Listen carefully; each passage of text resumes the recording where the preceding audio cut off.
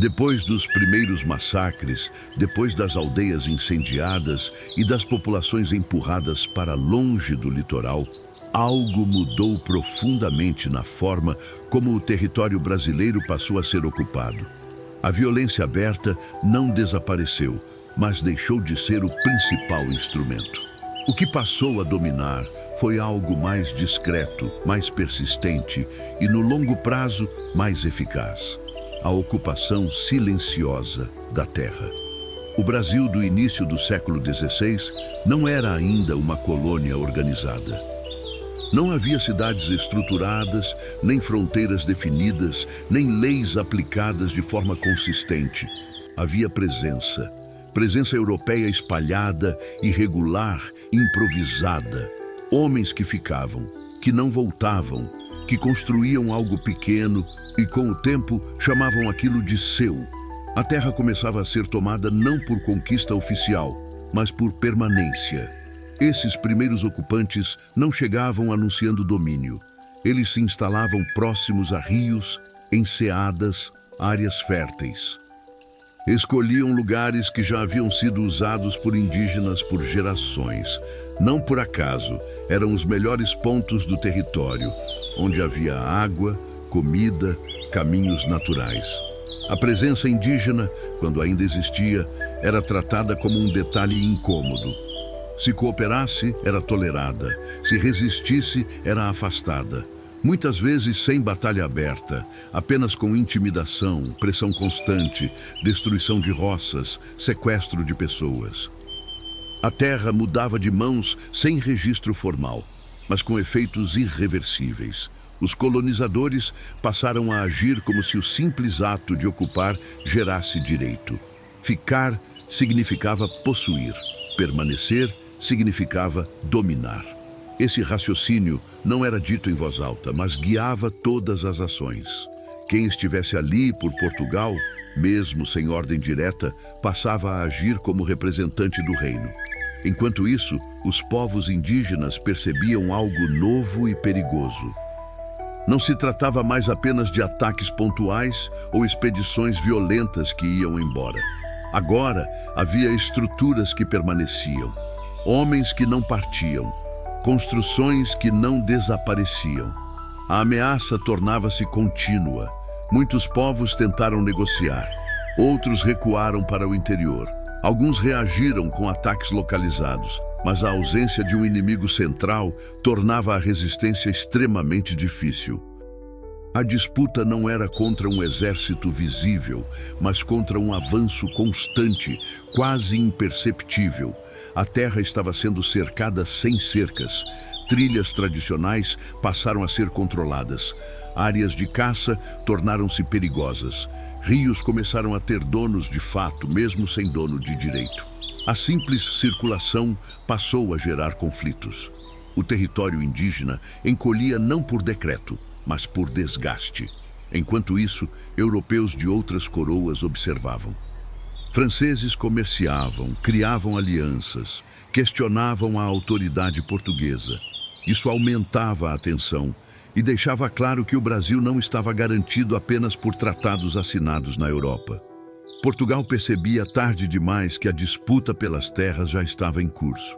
E essa disputa estava acontecendo longe da metrópole, longe dos documentos oficiais, longe das decisões formais do rei. O território estava sendo moldado no chão, no cotidiano, no silêncio. Ao fim desse primeiro momento, algo estava claro. O Brasil já não era mais apenas um ponto distante no mapa, era uma terra em disputa real. E essa disputa exigiria uma resposta. O que Portugal ainda não sabia era o tamanho da decisão que teria de tomar. Com o passar dos anos, aquilo que começou como ocupações isoladas passou a produzir um efeito inesperado e perigoso para a própria coroa portuguesa. O território brasileiro estava sendo tomado, mas não estava sendo controlado. A terra mudava de mãos, mas não obedecia a nenhuma ordem clara. O poder se espalhava sem direção, sem coordenação, sem obediência direta ao rei. Esse era o verdadeiro problema. Portugal havia aberto caminho com a violência inicial, mas agora colhia os efeitos colaterais do abandono administrativo. Homens agiam em nome da coroa sem responder a ela. Terras eram ocupadas sem registros.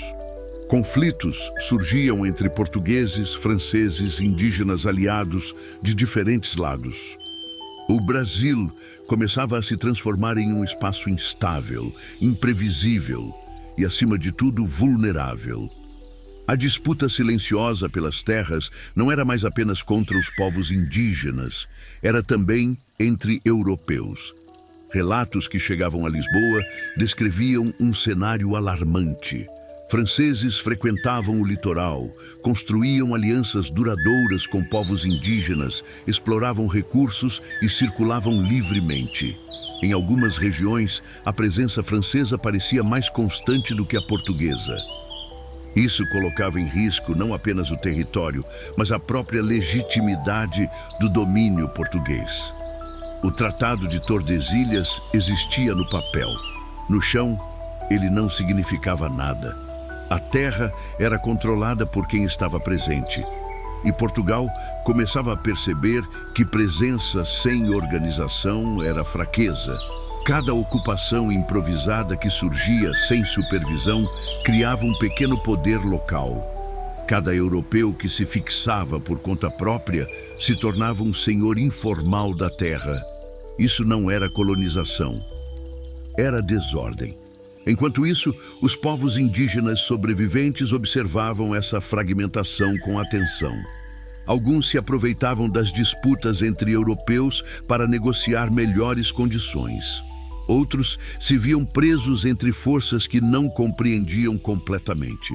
A terra, que antes tinha uma lógica ancestral clara, agora era atravessada por interesses externos contraditórios. A violência diminuía em intensidade, mas não em efeito. A disputa silenciosa criava um ambiente onde ninguém tinha controle absoluto, nem indígenas, nem colonizadores individuais, nem a própria coroa. O território brasileiro se tornava um espaço aberto à ameaça constante de perda, e isso, para Portugal, era inaceitável. Aos poucos, uma compreensão começou a se formar em Lisboa. O Brasil não podia mais ser apenas explorado à distância. Não bastava enviar expedições ocasionais. Não bastava confiar em aventureiros. Era preciso assumir o controle direto do território, transformar a ocupação informal em domínio oficial. Mas essa decisão não seria simples. Colonizar de verdade significava investimento. Significava enviar pessoas, criar estruturas, impor leis, organizar defesa, estabelecer autoridade. Significava também assumir responsabilidade sobre conflitos, revoltas e resistência indígena. Portugal hesitava porque sabia o custo, mas o custo de não agir estava se tornando maior. Cada ano, sem administração, fortalecia rivais estrangeiros. Cada território ocupado sem controle enfraquecia a autoridade real. Cada disputa local sem mediação aumentava o risco de perda definitiva da colônia. A disputa silenciosa pelas primeiras terras havia chegado ao limite. Nesse ponto, o território brasileiro já não era mais um espaço neutro. Ele estava marcado por ocupações, rotas, alianças, conflitos e interesses. Mesmo sem um plano oficial, o Brasil já existia como realidade concreta. E essa realidade exigia uma decisão política.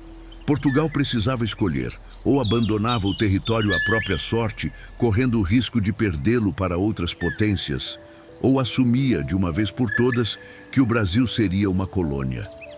Essa escolha não foi feita por idealismo, não foi feita por curiosidade, foi feita por medo de perda. O silêncio da terra ocupada, antes conveniente, agora denunciava a ausência de poder central.